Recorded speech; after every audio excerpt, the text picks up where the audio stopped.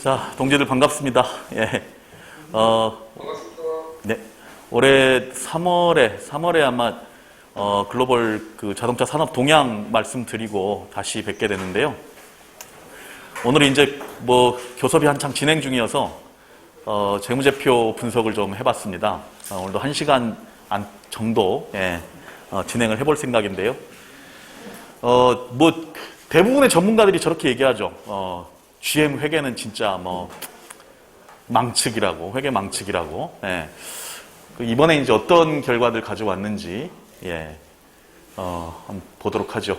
저게 이상한 게 떴네. 예. 예. 자, 일단 이거 글로벌 GM 대륙별 판매량을, 데이터를 낸 건데요. 예. 2016년부터 2018년까지는 어쨌건 중국 판매량이 더 많은데, 2019년부터 뒤집어집니다. 북미 판매량이 더 늘어나고, 그리고 전반적으로 판매량이 조금씩 줄어들죠. 줄어드는 이유는 잘 아실 거예요. 곳곳에 구조조정을 했기 때문에. 근데 2019년부터 북미 판매량이 주가 되고, 변화가 이루어지기 시작합니다. 이게 이제 변화가 이루어지는 중요한 요소들, 어마어마한 구조조정이 진행됐죠. 네. 핵심적으로는 유럽, 오펠과 쉐보레 유럽 철수하면서 유럽에서의 사업 자체를 완전히 접어버린 거고요. 2013년 이후 2018년, 19년까지 인도, 태국, 베트남, 인도네시아, 싱가포르, 남아공, 호주, 러시아 사업까지 쭉 정리를 해 들어갑니다. 그래서 이제 남은 건 GM의 남미, 북미, 그리고 중국과 한국 남았는데요. 엄밀히 얘기하면 중국은 상하이차와 합작법인이고 상하이차가 51%의 지분을 갖고 있습니다. 그래서 GM 주도의 자회사가 아니라 상하이차 주도의 자회사라서 중국을 제끼고 나면 진짜 남미, 북미, 아메리카 플러스 한국 이렇게 남아있다고 보시면 되겠습니다. 자, 그러면 한국에서 주로 이제 수출되는 차량이기도 한데, 도대체 북미 판매량 중심으로 이제 쭉 판매가 재조정되고 있기 때문에 북미 중에서도 가장 많은 차를 팔아주는 미국에서 작년에 어떤 차가 잘 팔렸는지, 이건 이제 중요한 게 코로나19에도 불구하고 잘 팔린 차량들이 몇 개가 있거든요. 그러면 이제 그게 확실한 코로나19가 얘기해주는 트렌드가 되겠죠. 지금 이제 브랜드가 4개인데, 뷰익, 캐딜락, 쉐보레, GMC. 모든 차를 다 가져오진 않았고 조금 이제 의미가 있는 차들만 가져왔습니다. 뷰익이 가장 큰 타격을 받았어요. 2019년 대비 2020년에 마이너스 21.4%인데 그 중에 한국이랑 연관 있는 차가 딱 2개 있습니다. 앙코르하고 앙코르 GX. 앙코르는 지금 이 공장에서, 앙코르 GX는 1공장에서 생산하고 있죠. 2019년에 앙코르만 10만 대 팔았는데 2020년에 2개를 합해서 8만 5천 대. 그러니까 이제 약 15% 정도 감소했다고 볼 수 있는데, 많이 감소한 편이긴 한데 뷰익 전체 브랜드로 봤을 때는 그렇게 많이 감소한 건 아닙니다. 캐딜락은 한국하고 별 연관이 없는데, 캐딜락은 거의 모든 차가 다 판매가 줄었는데 유일하게 저거 XT6라고 하는 차만 판매가 2배 가까이 늘었는데요. 제 생각엔 저게 아마 GM TCK에서 개발한다고 하는 전기차 L234가 저 버전의 이 전기차 버전 같은데, 7인승, 그러니까 캐딜락 에스컬레이드 다음으로 큰 차입니다. 그러니까 꽤 큰 차들이 잘 팔리고 있는 추세를 반영하고 있는 건데요. 캐딜락에서 유일하게 판매가 늘어난 차고요. 그 다음 쉐보레를 보시면 블레이저, 그리고 볼트 전기차가 더 많이, 그러니까 코로나19로 전반적인 판매가 줄었음에도 불구하고 판매가 늘어나는 차들 보면 블레이저, 볼트, 그리고 최고급 차들 잘 팔리죠. 코벳 같은 차.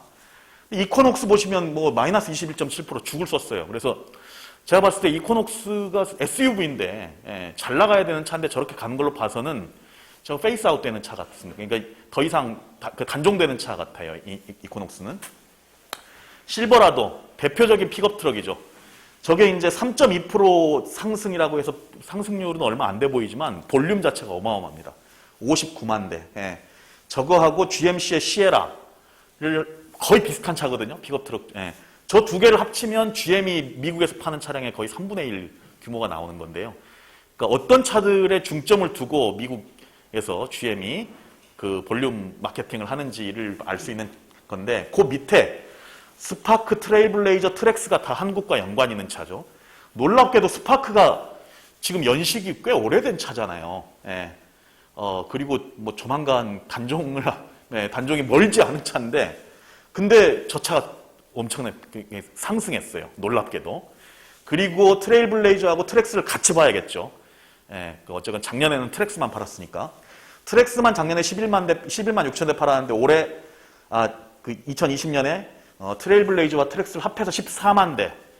거의 뭐 20% 가까이 상승을 하는. 그러니까 뭐 이런 상태고, GMC도 이제 주로 시에라 중심으로, 그러니까 픽업 트럭 중심으로 해서 잘 팔리는. 그래서 요약하면 미국에서 가장 잘 팔리는 차는 픽업 트럭하고 중대형 SUV인데, 또 하나 한국에서 수출되는 경차 플러스 중형 미들급 SUV가 꽤 잘 팔리는 차종에 속합니다. 예. 근데 저런 급의 차종을 미국에서 생산하지는 않거든요. 미국은 훨씬 더 큰 차량 중심으로 생산하기 때문에. 그래서 글로벌 GM 입장에서 한국 GM의 위상과 가치가 여기에 딱 숨어 있는 거죠.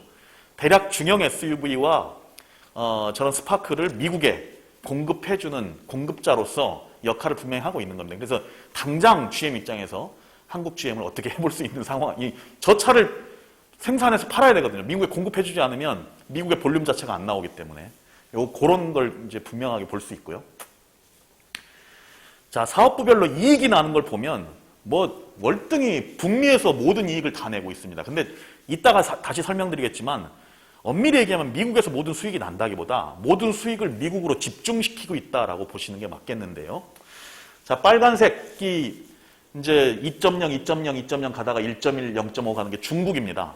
중국은요, 영업이익 계산을 하는 게 아니라 정확히 얘기하면 중국이 51% 지분을 상하이차가 갖고 있기 때문에 배당을 받아요. 예, 중국 주도하는 법인 아닙니까? 그래서 배당을 20억 달러씩 받다가 2019년, 2020년에 11억 달러, 5억 달러로 쫙 떨어집니다. 중국 수익이. 예. 그리고 2017년부터 맨 오른쪽에 있는 마이너스 0.6, 0.7, 6억, 7억, 10억, 9억인데요. 저 크루즈, 자율주행 자회사도 한 번도 수익을 내본 적이 없습니다. 계속 오히려 적자폭이 늘어나고 있는 거고요. 보라색이 이제 한국이 포함되어 있는 GMI인데, 그러니까 남미하고 한국이라고 보시면 되는데요. 저게 2018년에 쭉 떨어졌다가 2019년부터 조금씩 올라가는 개선되고 있는데, 2018년에 군산공장 폐쇄 효과 때문에 쭉 떨어진 겁니다. 구조조정 비용이 많이 들어갔거든요. 근데 2019년부터 개선되고 있는 건 한국 GM 수익성이 그만큼 조금씩 나아지고 있는 점을 반영하는 거라고 보시면 되겠습니다. 자, 작년에 내수 시장만 보면 뭐 서유럽, 뭐 영국, 프랑스, 독일 이런 나라가 다 마이너스 25% 코로나 때문에 엄청나게 이제 떨어졌어요. 브라질, 인도, 이국 마찬가지. 뭐 러시아 마이너스 9%만 해도 거의 선방한 겁니다. 중국 마이너스 1.9% 잘한 거예요. 저 정도면. 근데 황당한 나라가 한국이죠. 4.7%. 전 세계에서 유일하게 내수시장 판매가 늘어난 나라가 한국입니다. 네. 저 이유는 뭐 평가야 어떻든 코로나19 확진자와 사망자 숫자가 일정 수준 이상으로 올라가는 걸 잘 통제해 왔기 때문인데요. 한 번도 판매가 중단돼 본 적은 없잖아요. 한국은. 그럼 외국은 중단돼 본 적이 있나 보죠? 네, 있습니다. 한국만 제외하고는 판매 자체가, 그러니까 공장이 안 돌아가는 건 기본이고 딜러들 문까지 강제로 닫게 했던 데들이 다 대부분의 나라다 뭐 그런 적이 있었죠. 근데 한국은 그게 아니었고, 또 하나는 코로나19로 사람들이 안전한 교통수단, 이제 카쉐어링은 뭐 믿을 수가 없는 상태가 됐어요. 그리고 대중교통도 못 믿어해요. 오히려 가장 안전한 교통수단이 자가용이다. 그래서 과거에 차를 안 사던 사람들까지 차를 삽니다. 그러다 보니까 코로나19가 확산이 좀 자제되는, 조금 제어되는 나라에서는 내수 판매 시장이 쭉 올라가는 그림을 보여주고 있고요. 그래서 한국 GM도 작년에 한국 내수 시장만 봤을 때 현대기아차, 그러니까 쌍용차만 빼곤 다 내수 판매가 올라가는데요. 현대기아차보다 더 높은 내수 시장 이 판매 성장을 기록했습니다. 그러니까 내수에서 아직 해볼 수 있는 여지가 충분히 있는 이런 상태라는 점을 보여주고 있죠. 회사가 신경을 안 써서 그렇지 여지가, 그러니까 국내 판매와 정비 등등 서비스 인프라를 갖추게 되면 훨씬 내수 판매 시장이 올라갈 수 있는 여지가 있는 상태입니다. 수출은 뭐 작년부터 계속 뭐 강조드리는 말씀인데 2016년부터 2020년까지 쭉 오는 동안 수출 판매가 쭉 줄어들긴 하는데요. 더 중요한 건 2016년부터 맨 밑바닥에 딱 받쳐주고 있었던 이 유럽 수출 물량이 점점 줄어들다가 결국 2020년부터는 제로가 되는, 유럽 수출 물량이 없어지면서 쭉 떨어지고요. 대신 북미 수출 물량은 늘어납니다. 그러다 보니까 전체 수출 물량에서 북미가 차지하는 비중이 2020년에 작년에 92.55%. 그래서 한국 GM 생산차는 거의 두 가지 중에 하나죠. 하나는 내수 판매를 위한 생산, 또 하나는 북미 수출을 위한 생산. 그렇게 양분되고 있는 상태임을 보여주고 있고요. 자, 지금부터 이제 회계장부 분석인데, 매년 이제 매출 원가율 얘기가 나오는데요. 이번에 매출 원가율은 진짜 이상합니다. 2016년부터 93%, 96%, 2017년이 최고치를 찍었고, 그리고 쟤들이 명분으로 삼은 거죠. 2018년에 구조조정을 하기 위한 군수항공장 폐쇄, 3,000명 희망퇴직, 복지 단협 일부 축소 내지 중단. 그리고 2018년에 매출 원가율이 그래서 92%로 떨어졌어요. 떨어졌고 그 뒤로도 계속 비용 절감 이런 걸 해왔는데 그러면 매출 원가율이 더 떨어져야 정상인데 올라갑니다. 2019년에 올라가고 2020년에 더 올라가요. 심지어 2017년 최고를 찍었던 96.22%에 근접하는 상황까지 왔습니다. 이게 도무지 이해할 수 없는 거거든요. 근데 매출액을 보시면 2016년부터 쭉 떨어지죠. 12조, 10조, 9조, 8조 4천억에서 2020년에 8조 4,900억으로 오히려 뛰어요, 매출액이. 자, 작년에, 2018년에 구조조정할 때 그 구조조정 진두지휘하던 산업은행장이나 금융위원장이 뭐라고 그랬느냐. 매출이 높아지면 매출 원가율은 자연스럽게 떨어지게 돼 있습니다. 2016년부터 매출 떨어졌네요. 떨어지니까 매출 원가율이 높아졌지. 그러니까 매출이 늘어나면 자연스럽게 매출 원가율이 떨어집니다. 최종국 금융위원장 멘트예요. 산업은행장, 인건비 높은 건 사실이지만 원가 구조 계산되면 4, 5년 내에 경쟁사업 대비해 원가가 떨어질 것이라고 보고를 받았다. 이게 2018년에 한 말이니까 4년, 2022년, 내년이면 원가가 확 떨어져야 되는데 이게 뭐예요 지금? 왜 이런 일이 벌어져요? 그리고 더 이해할 수 없는 거, 가동률이 높아지면 매출 원가율은 떨어진다. 계속 그 얘기를 해왔는데 가동률이 높아졌어요, 한국GM은. 왜? 부평 2공장이 2019년까지 1교대로 돌다가 2020년부터 2교대로 돌았거든요. 가동률이 훨씬 높아지고 했는데도 불구하고 매출 원가율이 올라갔다. 이거 도대체 돈이 어디서 새는지 알 수가 없습니다. 물론 당연히 맨날 인건비 얘기하겠죠. 인건비 한번 보자고요. 제가 인건비를 최대치로 회계장부에서 이런 것도 인건비에 넣을 수 있겠지라고 생각한 모든 걸 다 때려 넣습니다. 최대치로. 혹시나 이의제기할까봐. 인건비 보니까 2015년에 맨 위쪽 그래프입니다. 1조 6,800억이던 게 2017년까지 가다가 2018년 구조조정 이후에 쫙 떨어집니다.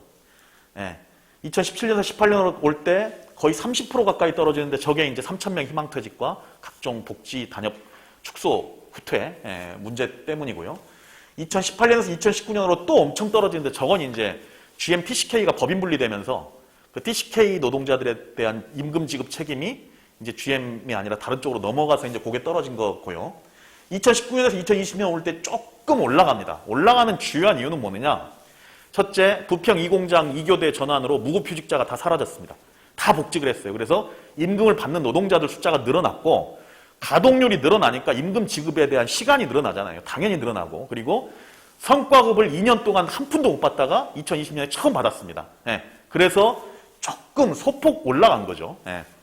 그리고 매년 얘기됐던 연구개발비 6천억 수준으로 가던 게 2018년부터 쭉 떨어져가지고 이제 2019년부터는 연구개발비가 아니라 로얄티로 이름이 바뀌었습니다. 로얄티로 바뀌면서 2,895억까지 엄청나게 떨어졌어요. 그래서 두 비용을 합한 거, 인건비와 연구개발비를 합한 거를 보면 2016년에 18%, 2017년에 21%까지 치솟았던 게 2018년부터 떨어진다. 17.62%, 12.54%, 그리고 2020년에 약간 올라가서 13%인데요. 이건 딱 반영하잖아요. 제대로. 그러니까 현실을 그대로 반영해요. 이게 왜 이렇게 올라가고 내려가고 하는지 눈에 딱 보입니다. 자, 그러면 매출액 대비 비율이 저 정도로 떨어졌기 때문에 2017년 21%, 2020년 13%, 8%가 차이가 나죠. 매출 원가율을 8%를 낮춰준 겁니다. 8%를 인건비하고 연구개발비에서만. 그런데 오히려 결과는 매출 원가율은 상승했어요. 도대체 어디서 돈이 되는? 예, 인건비하고 연구개발비가 아니면 도대체 어디서 이 매출 원가가 높아졌다는 거죠. 작년 간부합숙 때 쟤들이 설명한 게 뭐였어요? 한국 GM이 파는 차가 너무 작은 차라, 스파크, 트랙스. 근데, 걱정 안 하셔도 된다. 이제 올해부터는 트레일블레이저를 우리가 성공적으로 출시했기 때문에 트레일블레이저는 차가 크고 가격도 만족스럽고 해서, 이런 큰 차를 팔아야 이윤이 많이 남는다. 캐코나. 근데 트레일블레이저 성공적으로 출시하고 미국에서도 최고 이제 품질의 차로 인정을 받아서 잘 팔렸음에도 불구하고 매출 원가율이 뛰었어요. 자, 가동률 높여줬죠. 매출액 높여줬죠. 예. 그리고 큰 차 팔아줬죠. 그리고 인건비, 매출 이 연구개발비 다 줄여줬죠. 이 5가지 요소를 다 맞춰줬음에도 불구하고 매출 원가율이 뛰었다. 이건 분명히 어디서 돈이 새는 겁니다. 예. 자, 그래서 매출액 이제 영업이익 내는 로직이 저거죠. 매출액에서 매출 원가를 빼고 판매비와 관리비를 뺐을 때 남으면 영업이익이고 오버하면 오버한 만큼 영업 손실이 나는 건데 현재는 이제 판매비 관리비를 더했을 때 요만큼이 오버되기 때문에 영업 손실 약 3,200억 가량이 영업 손실이 나는데요. 자, 아까 말씀드린 매출액이 늘었습니다. 늘었는데도 불구하고 그리고 인건비와 연구개발비는 낮춰졌음에도 불구하고 그리고 가동률이 늘어났음에도 불구하고 매출 원가율이 늘었다면 이제 의심해 볼 수 있는 건 몇 가지 없죠. 이전 가격 그리고 이 수상한 CKD 수출 단가 이게 요 밑에가 CKD 수출 단가거든요. 이거는 한국 자동차 산업협회에서 CKD 수출 총액하고 CKD 수출 물량을 공개해요. 그러면 수출 총액 나누기 이 물량을 하면 CKD 개당 단가가 나오죠. 근데 개당 단가를 회사별로 비교하면 안 됩니다. 왜냐하면 회사마다 CKD 수출하는 차종이 다르기 때문에 근데 문제는 10년 동안 변화를 보자는 거예요. 2011년부터 2020년까지 CKD 수출 단가가 어떤 변화가 있었는지. 현대차 2011년에 8,297달러. 그래서 2020년 19년 15,000, 2020년 13,000달러로 쭉 올라가죠. 기아차도 마찬가지. 쌍용차는 저게 CKD 물량 자체가 몇백 개 안 돼가지고 사실 들고 나고 하는 게 있긴 있지만 그래도 늘어납니다. 한국 GM이 유독 이상해요. 첫째 단가 자체가 너무 싸요. 3,000달러. 2011년에. 근데 문제는 2011년의 단가를 아직도 못 뛰어넘어요. 저 때부터 쭉 3,000달러 밑으로 떨어져가지고 한 번도 3,000달러 이상으로 올라오질 않습니다. 3,000달러면 얼마예요? 360만 원? 도대체 어떤 차량 CKD, 스파크 CKD도 저거보다 비싸게 줘야 정상일 것 같은데, 이거 자체, 이제 어이없는, 아마도 연구개발, 보통 CKD 단가를 높이 쳐주거든요. 부품의 가격 총합보다는 훨씬 높이 쳐주는 게, 저기에 연구개발을 한 로얄티를 매기어서 그래요. 그래서 CKD는 사실은 장사가 잘 되는 사업이거든요. 다른 회사에서는. 근데 아마 한국 GM은 저 연구개발비를 매기지 않고 주는 이런 문제가 아닌가. 사실 이런 문제가 이전 가격에서도 굉장히 중요한 문제가 되는 상황인데요.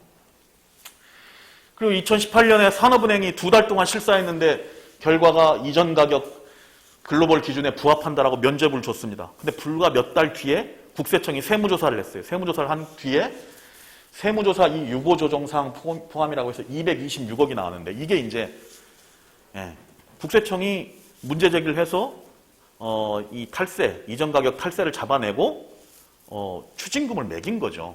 매겼는데 일단 이의 제기를 했기 때문에 직접 내진 않고 다만 회계 장부에만 저렇게 기록을 한 걸로 보여지는데요. 2013년에 이전 가격 문제가 걸려가지고 했을 때도 똑같은 이 항목입니다. 세무조사 유보조정사항 포함이라고 해서 적시가 됐거든요. 그래서 요거는 이전 가격 관련 국세청과의 이 분쟁을 얘기하는 금액인 게 분명합니다.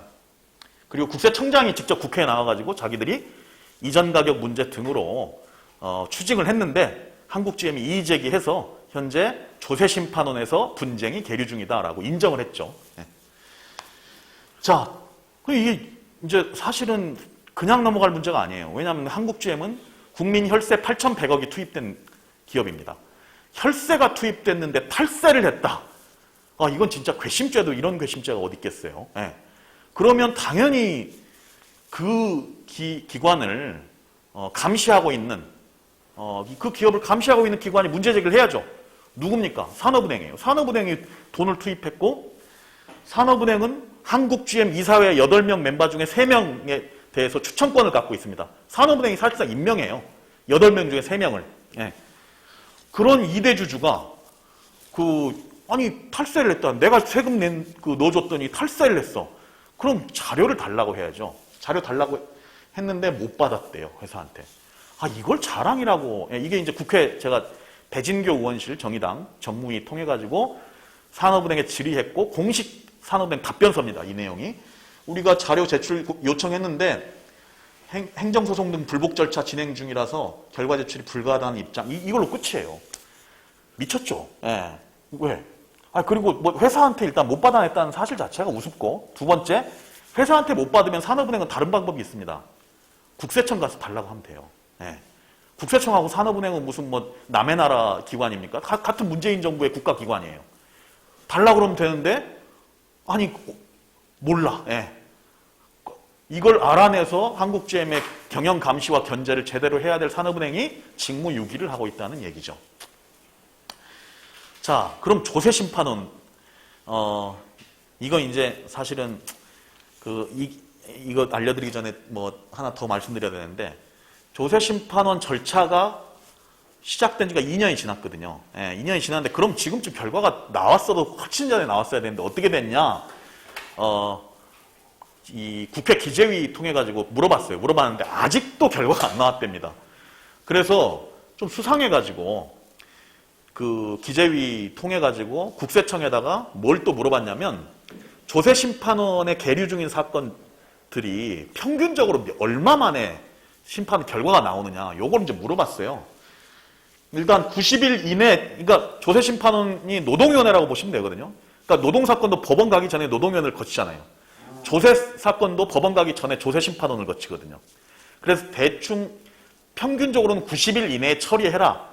예, 요게 이제 요건으로 돼 있어요. 강제사항은 아니지만. 그래서 90일 이내 처리 건수가 925건씩인데 평균 처리 일수가 180일, 170일, 반년 걸렸다는 거예요. 조세심판은 한번 문제를 제기하면. 근데 한국GM 건은 지금 2년이 넘도록 결과가 안 나오고 있습니다.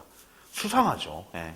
하여튼 아마 저거는 정부하고 GM하고 사이에 물밑에서 이제 여러 가지 얘기를 하고 있는, 아마 이 문제로 볼 수밖에 없지 않나. 예.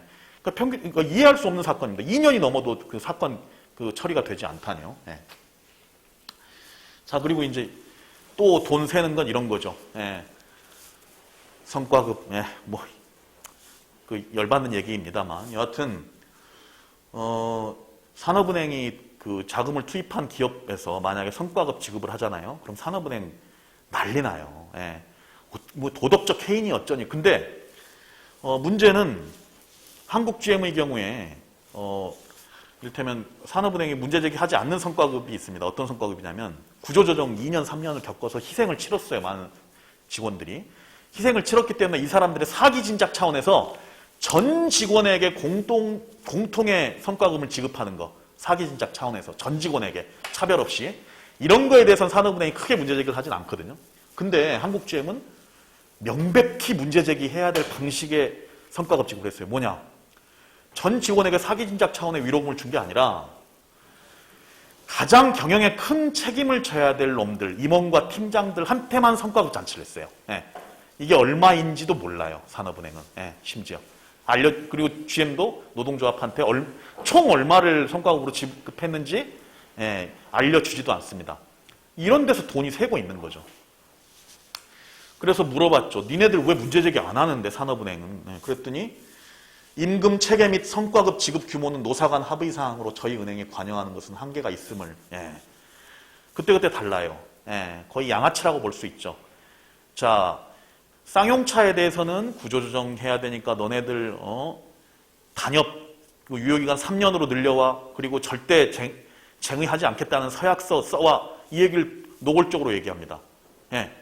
이건 노사간 합의사항 아니에요? 노사간 합의사항이면 관여하지 말아야죠. 그런 데는 관여해요. 그런데 GM처럼 무서운 글로벌 자본 앞에서는 꼬리를 내립니다. 자, 한진중공업 김진숙 지도위원 복직권에 대해서도 물어보면 뭐라고 그래요? 산업은행. 최대 지금 채권자예요. 한진중공업의 산업은행이. 경영권을 행사할 수 있는 노사간 합의사항이라서 우리가 관여할 수 없다. 즉 노동자에게 유리한 건 노사간 합의사항이니까 우리가 관여 못해요. 사용자에게 유리한 건 아니 노조가 양보해야지라면서 막 들이박습니다. 이게 진짜 힘 있는 자에게는 구부리고 힘 없는 자에게는 밟고 가는 양아치 이 정신을 그대로 보여주고 있는 거라고 볼 수 있죠. 그리고 이제 국민혈세 다 쓰고 이제 돈 더 내라고 찾아와서 작년 4월에 이제 카잼과 아담이 손잡고 산업은행 찾아가가지고 너희들이 준 8,100억 다 닦아 썼다. 돈 좀 더 달라라고 염치 없이 찾아갔었던 거죠. 그 얘기를 물어봤습니다. 그랬더니 자기들은 이 상태에서 지원할 수 있는 건 아니다라고 해서 돌려보냈다는 거고 거기서 알게 됐어요. 답변서를 보고. GM이 본사에서 2.2억 달러 회전한도 대출 내가지고 급한 돈은 급한 불은 껐다고 한다. 그랬다고? 저희도 처음 알았어요. 이 얘기를 작년 연말에. 그래서 올해 회계장부에 뭐가 나오겠지라고 봤죠. 아니, 나왔더라고요. 뭐라고 나와 있느냐? 작년 12월 24일 날 2,439억. 저게 이제 2.2억 달러, 2억 2천만 달러라는 얘기겠죠. 2,439억을 빌렸어요. 이자율은 원화 콜금리 플러스 2%. 만기일 보세요. 2027년 12월 31일. 앞으로 한 6년 남았네요. 그죠? 6년 넘게 남았죠. 그런데 저 돈을 2021년 2월 26일자로 전액 상환했답니다. 아니 현금으로 갚았겠죠. 현금 아니고 다른 방식으로 갚을 방법이 없잖아요. 은행빚인데. 세상에 현금 유동성 얘기를 했는데 2,439억을 12월 24일 날 빌렸다가 딱 2달 만에 그냥 갚았어요. 그러면 이 회사는 유동성이 꽤 괜찮은 회사입니다. 그죠? 상식적으로 그런 거 아니에요? 유동성 없는데 미쳤다고 저 돈을 갚아요. 그러니까 앞으로 유동성 핑계 대면 저 가지고 들이받아야 되는 말도 안 되는 소리 하지 말라고.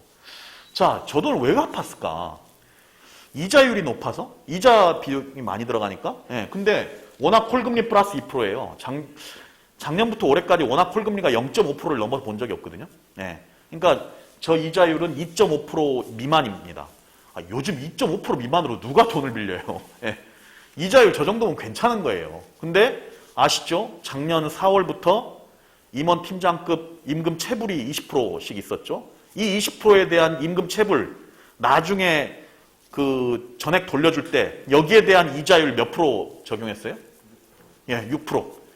그 돈이 오히려 비싸요. 이 미친 거죠. 그걸 체불하지 말았어야지. 왜 비싼 이자 물어가면서 체불을 하고 싼 이자로 빌리는 거는 금방 갚아버리냐고요.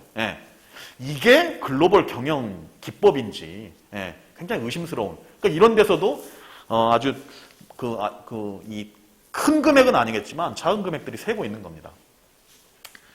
자, 여기 그 토지 공시지가 그 장부가액 등등 보다가 제가 하여튼 저는 땅값 이런 건 잘 모르는데 뭐 갑자기 없어졌더라고요. 공시지가 230억짜리가 그 장부가액 98억짜리가 2020년에 줄이 그어져 있어. 이게 뭔가 알아봤더니 LOC 센터 매각한 거 저거더라고요.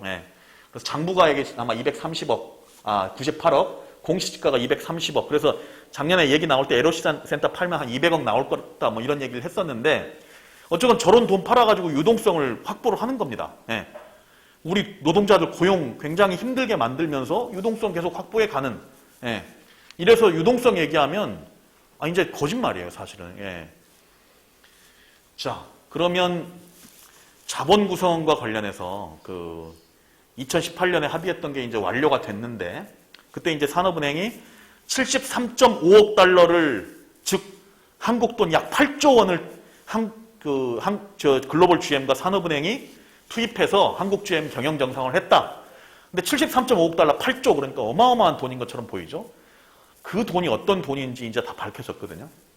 자, GM이 내는 게 64억 달러고, 그리고 산업은행이 7.5억 달러입니다. 64억 달러 중에 28억 달러는 출자로 전환한 게 본래 GM 대출로 잡혀 있던 거, 본사가 한국 GM에 대출 내줬던 거, 이것도 사실은 엄밀히 얘기하면 옛날 대우차 인수자금을 산업은행이 꿔준 거, 그거를 한국 GM이 대신 갚도록 해서 한국 GM 돈이 없으니까 GM 본사가 대출해주는 방식으로 이제 고리대금업을 했던 건데요. 그거를 계정에 있는, 장부에 있는 계정을 바꾼 겁니다. 대출로 되어 있던 28억 달러를 출자, 자본금으로 바꾼 거예요. 현금 단 1원도 투입된 게 없습니다. 계정에 있는 거 그냥 글자 지우고 바꾼 거예요. 28억 달러. 그리고 8억 달러는 뭐냐면 희망퇴직 위로금 비롯한 구조조정 자금 8억 달러를 받은 게 있는데, 이건 당연히 사용자가 내야죠. 희망퇴직 위로금을 누가 주주가 냅니까, 저걸? 저걸 뭘 무슨 지원을 했다고. 그리고 산업은행 7.5억 달러 출자한 거는 전액 시설투자 자금으로 썼습니다. 그건 확실해요. 이건 에스크로 계좌로 산업은행이 동의하지 않으면 그 출금할 수 없는 형태의 통장으로 관리를 하고 있었거든요. 그래서 어디에 시설투자가 필요하다라고 하면 그 서류를 써가지고 가져가서 산업은행 컨펌을 받은 뒤에만 출금하게 할 수 있기 때문에, 근데 저게 하여튼 작년 4월까지 해서 8,100억을 다 시설투자에 투입했습니다. 자, 나머지 28억 달러가 뭐냐? 저게 회전한도 대출이에요. 회전한도 대출인데 그 중에 20억 달러는 시설투자에 쓸 수 있고 8억 달러까지는 운영자금으로 쓸 수 있어요. 자, 그러면 잘 보십시오. 시설투자에 들어가는 비용을 누가 냈는지. 맨 위에 28억 달러, 저거 시설투자하고 무관하죠? 가운데 8억 달러, 저것도 시설투자하고 무관해요. 한국GM 미래와 연관 있는 시설투자와는. 산업은행 돈 전부 다 시설투자로 썼어요. 자, 28억 달러 중에 20억 달러는 시설투자로, 8억 달러는 운영자금으로 쓸 수 있는데, 아까 보시면 산업은행 뭐라고 써놨어요? GM 본사로부터 운영자금 2.2억 달러. 시설투자 자금이 아니고 운영자금으로. 자, 그러면 답 나오죠? 한국 GM의 미래 전망과 관련된 시설투자에 사용된 금액은 뭘까요? GM은 아직까지 단돈 1원도 안 썼습니다. 오로지 다 국민 혈세 8,100억. 산업은행이 투입한 7.5억 달러만 시설투자 자금으로 사용되었을 뿐, GM은 아직까지 시설투자를 위해서 단 한 푼도 낸 게 없습니다. 자, 그래서 시설투자가 된 게, 이게 유형자산 취득 파트가 이제 시설투자로, 그러니까 신규 투자로 보시면 되거든요. 저게 2015년, 16년에 3,500억, 4,300억, 평균 한 4,000억 정도 매년 투자를 하다가 2017년, 18년 투자를 안 했죠. 안 해서 지금 저게 1,400억, 2,600억, 평균 한 2,000억 정도로 2,000억 규모가 쭉 떨어집니다. 그랬다가 2019년부터 다시 투자가 늘어나죠. 5,500억, 3,900억, 그래서 평균 한 4,700억 정도로 다시 뛰는데, 저 금액의 상당 부분이 군산공장, 도장공장 신축공사에 사용되었고, 그 공사 비용의 대부분이 산업은행 자금에서 나온. 근데 이제 사실 보통 그 투자는 뭐 좋은 행위죠. 좋은 행위고, 투자를 하면 보통 연초에 투자한 게 연말에 이제 결산이 나오기 때문에 이제 투자한 게 뭐 되돌아온 선순환 구조를 갖추고 있는데, 문제는 창원공장, 도장공장 신축 공사 비용은 어때요? 여기에서 신차가 생산되는 건 2023년부터잖아요. 아직까지 저 투자 비용을 뽑아먹을 수 있는 단계가 아니거든요. 그래서 일단 계속 돈이 들어가고 있는, 아마 그래서 약 1,000억 정도는 과잉 투자가 되어 있는 것 같은데, 나중에 이제 보전받을 용도로. 그래서 이것까지 생각을 해보시면, 자, 아까 이전 가격 문제로 쟤들이 추징한 게 230억이에요. 230억이면 230억의 영업이익을 삥땅 친 게 아닙니다. 왜냐하면 세금이에요, 세금. 한 1,000억 정도를 삥땅 쳐야 추징을 230억을 하죠. 24.2%가 세율이니까, 예, 법인세율이. 그래서 1,000억 영업이익이 나야 될 이게 삥땅이 쳐진 거고, 그리고 여기서 대략 한 1,000억 가까이 오바돼서 투자가 되어 있는 게 있고, 그리고 과거에 계속해서 이 돈이 새고 있는 이런 부분들을 합하면 아까 3,200억의 영업 적자가 설명이 됩니다. 사실 적자가 아니고 거의 작년에 그 똔똔 브레이크 이븐 턴어라운드를 한 건데, 이런 금액들이 숨어 있으면서 오히려 미국으로 이익을 이전시킨다거나, 아니면 좀 투자액이 과잉 오버되어 있다거나, 아니면 다르게 계속 새고 있는 돈 때문에 적자가 폭이 늘어났다고 볼 수 있는 거죠. 판매비 관리비는 사실은 다행히 줄었어요. 2019년에 8,190억이던 게 2020년 6,886억으로, 그래서 15.9%가 줄었는데, 뭐 줄어든 것 자체는 뭐 긍정적인 현상인데, 문제는 좀 이해하지 못할 정도로 막 너를 뛰는 금액들이 있습니다. 뭐 용역비 860억에서 400억으로 확 준다거나, 아니면 뭐 판매 수수료가 갑자기 한 300억 뛴다거나, 이런 문제. 그리고 특히 이제 2017년부터 2020년까지 쭉 봤을 때 진짜 롤러코스터를 타는 금액들이 있거든요. 비용들이 있거든요. 그래서 이거는 저도 이유를 잘 모르겠습니다. 도대체 왜 저러는지. 그래서 이거는 교섭할 때 도대체 왜 이렇게 너를 뛰는지, 저 금액들이, 요거에 대해서 분명하게 좀 설명을 들어야 될 필요가 있지 않겠냐.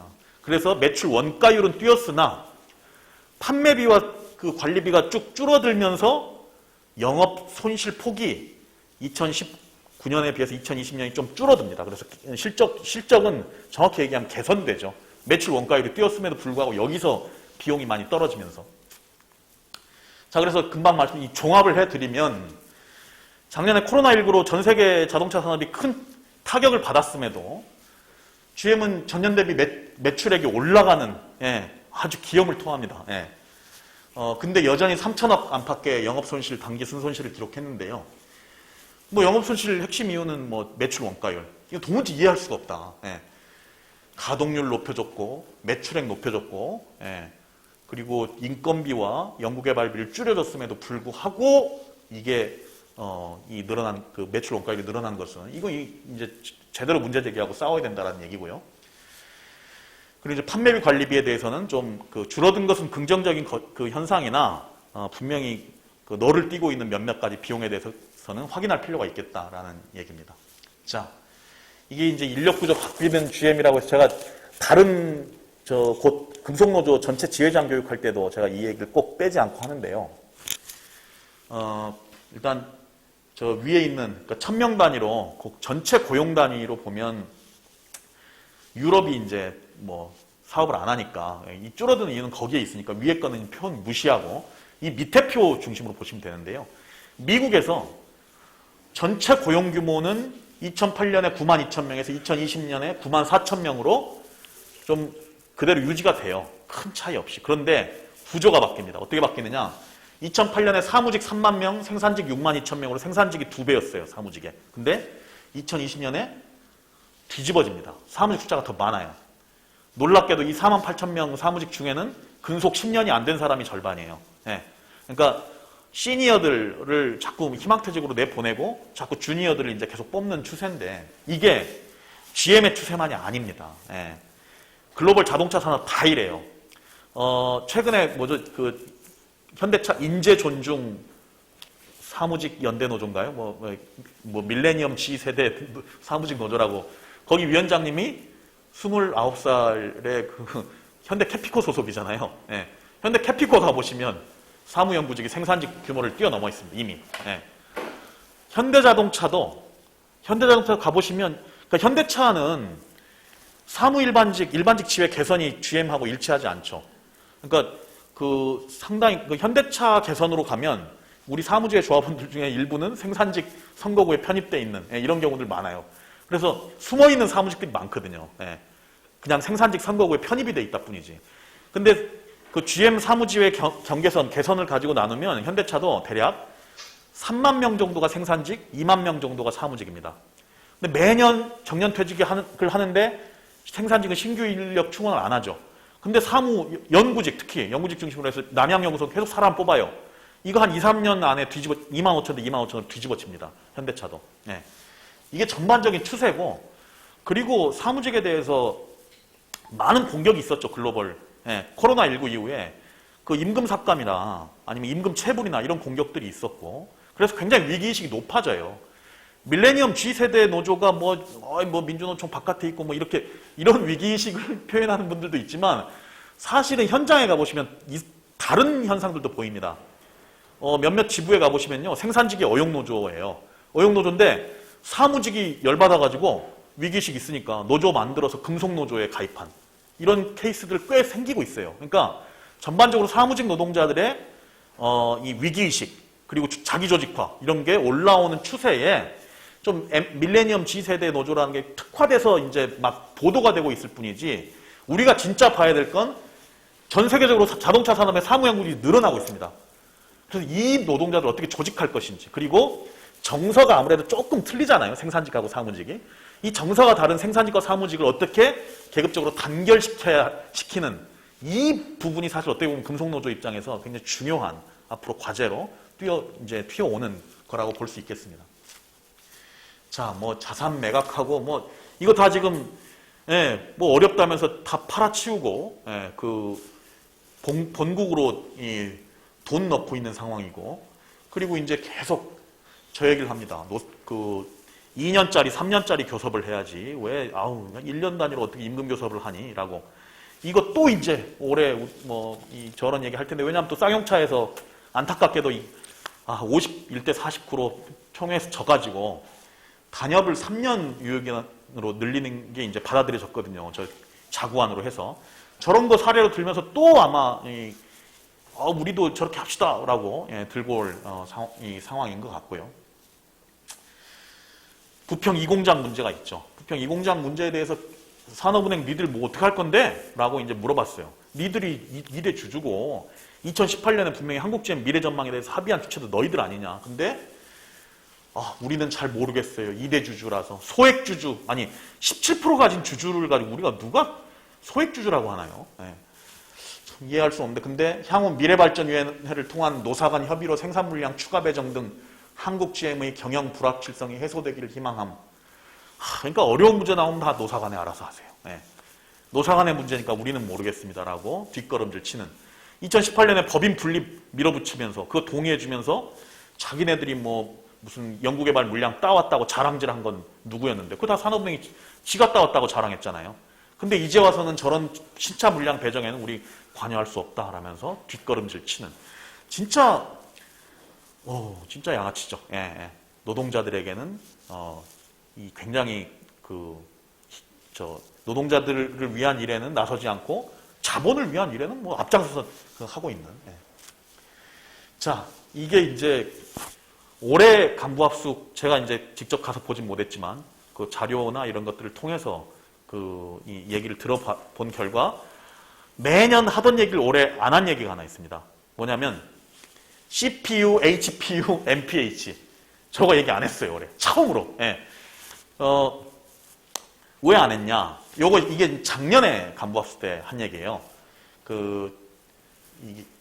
이게 CPU니까 코스트 퍼 유닛, 그래서 한 대당 제조 비용이죠. 제조 비용이 브라질의 그라바타이 공장 저 정도밖에 안 되고, 멕시코의 산루이스 포토시 공장 저거밖에 안 되고, 우한 공장 이런데 부평 1, 부평 2, 창원 공장 봐봐 이런데 우리가 왜 여기서 사업을 계속 해야 돼? 너희들이 줄여줘야지.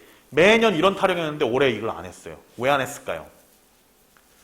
불리하니까. 자기들한테. 왜 불리합니까? 예. 자, 모든 생산성 지표는요, 가동률에 함수입니다.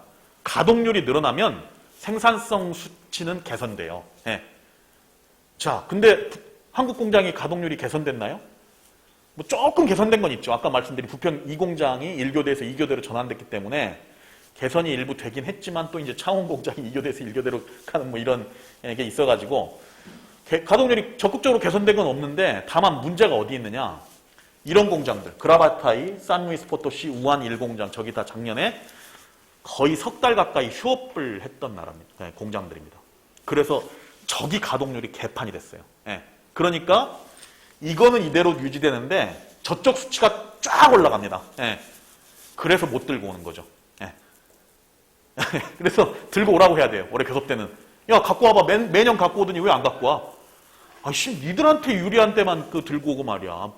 불리할 때는. 그리고 솔직히 한국이 저렇게 될 수밖에 없는 구조가 있는데, 그리고 비교하는 주체도 왜 저런 데랑 비교하냐는 거예요. 한국에서 만든 차는 미국에 수출되잖아요. 우한이나 그라바타에서 만든 차 미국으로 수출하나요? 못하잖아요. 예. 똑같이 미국으로 수출하는 차하고 수출하는 공장하고 비교해야죠. 아니면 미국 공장하고 직접 비교하거나. 왜 비교를 못합니까? 미국 공장하고 비교하면 저거보다 2배, 3배 올라가거든요. 예. 자, 그래서 맨날 지들한테 유리한 공장하고만 유리한 숫자만 가지고 오니까 그러면 불리한 숫자도 올해 한번 갖고 와보라고 교섭에서 얘기를 해야죠. 더 이상 장난치지 못하게. 예, 이게 이제 창원 제주의 문제인데 작년부터 계속 말씀드린 얘기. 결국은 세종물류도 외주화하는, 세종물류를 일원화가 아니고 종국에는 외주화한다. 이미 세종물류 업무의 상당 부분을 비정규직 노동자, 도급직 노동자가 하고 있고, 문제는 여기가 황금알을 낳는 거위라는 거죠. 부품 물류가 한국 GM만이 아니라 현대차, 기아차 다 똑같습니다. 예, 부품 물류에서는 돈이 많이 남아요. 단가를 엄청나게 높이 때려 매기니까. 그래서 다 그걸 유지하고 있고 이게 각사 영업이익에 도움을 주는 거죠. 매출액에. 저걸 떼어내버리면 한국 GM은 다시는 영업이익을 못 내는 회사가 됩니다. 중요한 이익과 매출액이 저기서 나오기 때문에. 예. 그렇게 해서 구조조정을 밀어붙이려고 하는. 그래서 사실 이걸 작년 3월부터 제가 조합원 교육도 하고 이 표 계속 세종물류도 외주화한다. 근데 올해 갑자기 3월 말인가 4월 초인가? 예. 갑자기 마커스 전무 담화문이 나왔죠. 세종물류 외주화라니 있을 수 없는 일이고 우리는 한 번도 생각해 본 적도 없고. 예. 그게 왜 나왔겠어요? 갑자기 나온 얘기 아니거든요. 작년 1년 주구장창 떠들었거든요. 근데 이게 현장에 돌기 시작한 거죠. 현장의 입소문으로. 야, 씨, 창원물류 3월 31일자로 폐쇄를 강행을 해버리고 이러면 이제 딱 세종물류 남았는데 어떻게 되는 거냐? 현장에서도 느낌이 오는 겁니다. 이거 결국 세종물류 진짜 외주화하는 거 아니냐? 그러니까 본심이 들킨 거죠. 예. 그 얘기를 1년 내내 안 하다 갑자기 그 얘기를 했다는 것은 실제로 그 계획이 있다는 겁니다. 예. 마커스 전무가 담화문을 그렇게 낸 것은. 그래서 사실은 이 부분을 지키지 못하면 이 한국 GM 전체의 문제가 되기 때문에 단순히 세종물류와 창원물류와 제주부품의 문제가 아니고 전체 한국 GM의 미래 전망을 위해서는 저걸 지켜내는 것이 굉장히 중요한 요소다라는 점을 말씀드리고 싶고요. 자, 전기차 자율주행 지금 한국 GM 전기차는 어떻게 되는 거예요? 이런 얘기들 많이 물어보시는데 2035년부터는 더 이상 내연기관차 안 만들기로 GM이 선언을 했고 2025년까지 약 30종의 전기차를 출시하기로 했는데 그 차가 어떤 차들인지 최근에 일부만 공개를 했습니다. 브랜드별로. 캐딜락은 앞으로 신차는 다 전기차로 내놓는다고 하죠. 그래서 리릭하고 셀레스티크는 차명까지 공개했고 그 밑에 풀사이즈 SUV, 크로스오버 이건 이제 차종만 공개를 한 거고요. GMC는 아마 허머라고 하는 그 픽업 트럭, 요거 패밀리를 계속 만들겠다는 얘기인 것 같아요. GMC는. 네. 그리고 문제는 쉐보레죠. 쉐보레는 볼트 EV 그리고 볼트 EUV. 저 EUV는 EV하고 SUV를 합성한 신조어입니다. 그러니까 SUV 버전의 전기차라는 뜻이죠. 볼트 EV와 볼트 EUV는 다 오리온 공장에서 만들고 있고요. 지금 풀사이즈 픽업. 저는 당연히 실버라도겠죠. 예, 당연히 제일 잘 팔리는 차가 실버라도니까 실버라도의 전기차 버전을 얘기하는 것 같습니다. 그리고 그 밑에 크로스오버 있고 로우루프가 있는데 저 크로스오버가 되게 궁금한 차예요. 왜냐하면 아무리 뒤져봐도 GM에 쉐보레 브랜드의 크로스오버 차량이 없거든요. 예.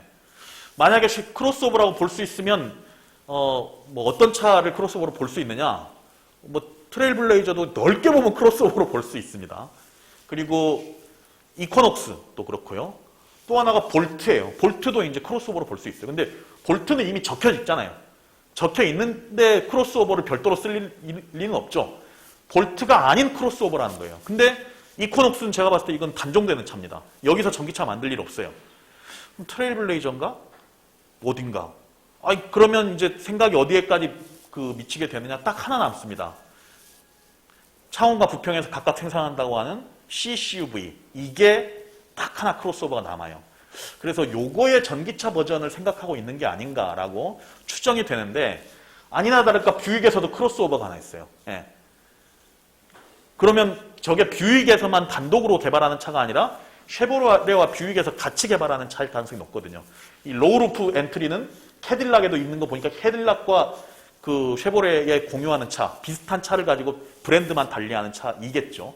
지금 저 크로스오버가 뭔지가 사실 이제 한국 GM 이 미래차 전망하고 봤을 때 굉장히 중요한 연관성을 가지고 있는 차가 아닌가. 저 대목을 좀 집중적으로 파볼 이 필요가 있습니다. 자, 뭐 니콜라하고 스캔들이 있었는데, 이게 제가 뭐 니콜라하고 스캔들 얘기를 강조해 드리고 싶다기보다 저걸 왜 했을까, 니콜라하고 그 전략적 제휴를. 저 회사가 깡통 기술 한 개도 없는 회사라는 거 알고 있었거든요, GM은. 왜 했을까?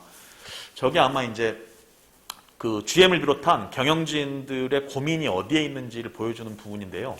주가를 띄워야 되는 상황입니다, 주가를. 계속 IPO 이후에 주가가 IPO 시점에 그 주가를 회복을 못하고 있어요. 예. 근데 지금 막 니콜라 같은 회사 보면 테슬라 주가 어마어마하잖아요. 예. 이러니까 이제 주주들로부터 엄청난 비난을 받는 거죠. 메리바라를 비롯한 경영진들이. 그래서 주가를 띄우려고 하는 욕심에 니콜라가 스타트업으로 쫙 잘 나가니까 저기랑 전략적 제휴하면 주가가 뛰겠지. 아니, 실제로 주가가 뛰었어요, 그때. 그랬다가 저게 깡통 회사인 게 이제 드러나고 제휴 이제 되니까 다시 이제 떨어지기도 했는데요. 자, 이게 이제 전기차와 관련한 다시 돌아가서 현재 GM이 전기차를 생산하겠다고 하는 공장 발표된 게 저 5군데입니다. 오리온 공장에서 현재 볼트 만들고 있고, 디트로이트 햄트랙 공장에서 그 GMC 허머 픽업 올해 하반기부터 만들 예정이고요. 테네시 스프링힐에서 캐딜락 그 리릭이 만들어지고, 그 다음에 혼다 버전의 차를 OEM 방식으로 생산해 줍니다. 그리고 온타리아 그 캐나다 카미 공장에서 전기차, 화물 운송, 택배 서비스를 위한 그 트럭을 만들기로 했고요. 전기차. 예. 그리고 멕시코 라모스 아리지페 공장에서 혼다 브랜드의 크로스오버를 만들기로 했는데요. 혼다 브랜드에서만 만들지 않고 뭔가 쉐보레 브랜드에서 하나를 더 만들 것 같은. 예. 그래서 만에 하나 아까 말씀드린 전기차 크로스오버 있지 않습니까? 쉐보레 크로스오버 전기차를 생산할 수 있는 전 세계 GM 공장이 어디냐? 보면 미국은 없고요. 중국이 가능합니다. 중국이 가능한데 문제는 중국에서 파는 차는 중국에서 만든 차는 중국에서만 팔잖아요. 미국으로 안 가고. 그래서 중국이랑 경쟁하진 않습니다. 한국이. 딱 저기예요. 라모스 아리지페 공장하고이 그 크로스오버 생산이 가능한 곳인데, 저기냐 한국이냐가 아마 요 문제가 이제 저쪽에서 저울질을 하고 있는 게 아닌가, 대략 이제 그렇게 추정이 되는데요. 사실 한국은 전기차 만들기 참 좋은 곳이죠. 왜냐하면 1세대 GM의 전기차가 스파크 전기차입니다. 창원 공장에서 만들어봤죠. 그리고 1세대 스파크, 2세대 볼트 전기차, 이거 둘 다 한국 GM에서 엔지니어링을 다 연구개발을 해봤습니다. 연구개발 역량이 있어요. 그리고 저기 들어가는 부품, 배터리를 비롯한 주요 부품이 다 한국 회사에서 들어가요. LG화학, LG전자 등등. 뭐 몇백 개 됩니다. 한국에서 이 납품하는 전기차 부품들이. 그리고 전 세계에서 전기차 보조금 규모로 따지면 놀랍게도 문재인 정부가 최고 글로벌 탑입니다. 글로벌 탑. 전 세계에서 가장 많은 보조금을 줘요. 이러니까 이걸 노리고 테슬라가 한국 시장에 바로 들어와가지고 1등을 먹잖아요. 그 작년 상반기에만 테슬라가 900억 가져갔어요. 그 보조금을. 그러니까 시장도 좋아요. 그러니까 생산해봤고, 연구개발 역량이 있고, 부품 인프라 돼 있고, 판매 시장도 매력적이에요. 여기서 전기차를 안 하는 게 오히려 이상한 거죠. 사실 만약에 전기차 배정이 안 된다 그러면 이건 의심해봐야 됩니다. 이거 너희들 딴 맘 갖고 있는 거지라고 하는. 자, 그리고 온스타 서비스. 사실 이게 텔레매틱스 분야의 홈룸, 아직 GM의 홈룸 개념이 일부 남아 있는데요. 텔레매틱스, 그러니까 뭐 휴대폰이나 전자기기, 와 이 자동차를 연결시키는 이런 그 전맥하는 기술들인데요. 그거 홈룸이 한국이잖아요. 저 그거 다 한국에서 주로 개발하는 얘기들이고. 그런데 온스타만 그러니까 한국에만 장착이 안 돼요. 심지어 작년에 에콰도르, 뭐 콜롬비아 이런 데까지 다 온스타가 장착이 되는데 유일하게 지금 생산 공장이 있는 데 중에는 한국에만 지금 장착이 안 되는. 작년에 교섭 때 물어봤더니 뭐라 그래요? 한국어 서비스하는 게 어렵다고. 아니 그럼 브라질은 전 세계에서 유일하게 포르투갈어 쓰는 남미에서 참 유일하게 다른 데는 다 스페인어 쓰는데 포르투갈어 쓰는 브라질은 뭐 서비스가 뭐 쉽다고. 그리고 텔레매틱스 홈룸이 한국인데 저 개발하는 사람들이 한국 사람들인데 한국어를 못한다고? 하여튼 좀 황당한 얘기들을 좀 하고 있습니다. 그래서 이런 지점들, 미래 전망과 관련해서 분명하게 답을, 이런 이 요소들에 대해서 의심스러운 지점들이 분명히 있으니 분명한 답을 달라라는 얘기를 해야 될 것 같고요. 3년짜리, 4년짜리 단협 외국에선 체결한다. 이번에 보니까 뭐 남미는, 멕시코도 뭐 단협은 2년에 한 번씩 하더만요. 뭐 다른 나라 다 4년에 한 번씩 하는 걸로 홍보하고 있던데. 근데 문제는 미국에서 체결한 4년짜리 단협이 어떻게 생겨먹었냐. 매년 3%, 4%씩 매년입니다. 4년 동안 토탈에서 4%가 아니고 매년 3%, 4%씩 기본금 인상하고 비정규직도 3년 근속 채우면 다 정규직 전환하기로. 저 2018년에 19년 그 체결한 단협이니까 3년이 지난 올해 초에 처음으로 비정규직 정규직 전환했다고 보도자료 나왔잖아요. GM에서 미국 공장에. 저렇게. 그리고 그것만 있는 게 아니라 77억 달러 투자해가지고 디트로이트 햄트랙 공장 본래 폐쇄하기로 했던 거 180도 유턴을 해서 저기를 전기차 전용 공장으로. 그래서 저기가 이제 올해 3분기부터 GMC 허머 픽업 트럭 전기차를 생산하는 곳으로 변화됐죠. 아니 저 정도 하니까 3, 4년짜리 단협을 체결하겠죠. 3, 4년짜리 단협을 체결하면 뻔히 한국에 와가지고는 3, 4년 동안 임금 동결 어쩌고저쩌고 이런 거 들고 올 거면서 뭐 매력적인 안을 가지고 있는 것도 아니면서 자꾸 교섭 주기만 늘리자라고 하는 얘기를 하고 있는 양상인 거죠. 자 이제 마지막입니다. 올해 그러면 한국을 둘러싼 키워드를 뭐 얘기를 정리를 해봤는데요. 뭐 당연히 모두들 꼽을 수 있는 쟁점이 각 사업부별 포스트 2022년 전망, 특히 부평 2공장 전망이죠. 저거하고 창업물류 제주부품 요걸 둘러싼 구조조정 문제가 현안이 있고 전기차 미래차 보장과 관련한 한국이 굉장히 최적화된 곳인데 전기차를 하기에 왜 여기서 하지 않겠다는 건지 이와 관련한 얘기들. 그리고 이제 여기에 단순히 그 GM이 노사 협상만이 아니라 사실 아까 이제 뭐 그 탈세 문제를 둘러싸고도 아마 정부와 물밑 협상이 있는 것 같고 그리고 카잼 불법 파견 출국 금지 문제를 놓고도 끊임없이 물밑에서 만났던 걸로 알고 있는데요. 그리고 아마 지난번에 문재인 대통령이 미국을 방문했을 때 그 SK 이노베이션 공장을 갔죠. SK 이노베이션이 뭡니까 포드에 이제 배터리를 납품하는 곳으로 해서 이제 그 포드와 뭔가 전략적 제휴를 통해서 합작법인을 만들 예정인데 희한하게 GM하고 LG화학을 안 갔거든요. 그 LG하고 SK하고 소송해서 LG가 이겨가지고 당연히 SK를 가는 게 좀 이상한 일인데 왜 안 갔을까? 눈에 보일 때는 SK를 가고 눈에 안 보일 때는 아마 LG하고 GM을 따로 접촉했을 가능성이 매우 높습니다. 정부 차원에서 방미를 했을 때. 그랬을 때, 즉 현재 물밑에서 아주 활발하게 정부와 GM 사이에는 이런저런 대화 내지 거래가 오고 가고 있는 것으로 추정하는 게 마땅한 것 같고요. 접점이 많아요. 검찰과 접점이 있죠. 국세청과 접점이 있죠. 그리고 한미 이 관계 접점이 있죠. 그래서 전기차 배정할 경우에는 아마도 이제 정부 추가 지원, 이 금융 지원까지 요구를 할 거기 때문에 내년 또 3월 대선 아닙니까? 대선을 앞두고 이런저런 수를 부릴 가능성이 높다. 그리고 불법 파견 문제가 있고요. 교섭 주기의 문제, 이런 문제. 라고 해서 이 거의 모든 문제를 테이블 위에 올려놓고 뭔가 그 일괄 타결 기조를 가려고 하는 게 아닐까라는 추정을 좀 해보고 있습니다. 그러니까 비정규직 불법 파견 문제도 지금 뭔가 이 짜잘짜잘한 일이 벌어지고 있잖아요. 창원에서 비조합원들 그 중심으로 그 불법 파견 소송 승소해원 여기에는 이제 돈으로 해결하려는 뭐 이런 움직임이 있었고 그러다 보니 자연스럽게 불법 파견 문제와 관련한 교섭 문제도 그 잠깐 쟁점이 됐던 적이 있고요. 현재 요구한 문제가 이제 안 맞아가지고 교섭이 벌어지고 있지는 않습니다만 그래서 이 모든 걸 올려놔야 GM 입장에서 유리하다고 생각하는 것 같아요. 예. 근데 반대로 이 모든 게 진짜 올라왔을 때 노동조합 역시 그럼 좋다 일괄 타결하자 하나라도 타결 안 되면 그러면 뭐 너희들이 손해지 우리가 손해겠냐라는 정신으로 만약에 쭉 치고 나가면 사실은 GM도 만만치 않은 싸움입니다. 이 싸움 자체가. 그래서 저쪽에 이제 뭐 지피지기면 100점 불태라고 했으니까 예. 최소한 저쪽 의도가 뭔지 그 저쪽의 움직임이 어떤 의미를 갖고 있는지를 파악을 하고 이쪽에서 대응 태세를 갖추는 게 필요하지 않겠나 말씀드리면서 이상 재무제표와 관련한 내용은 마치도록 하겠습니다.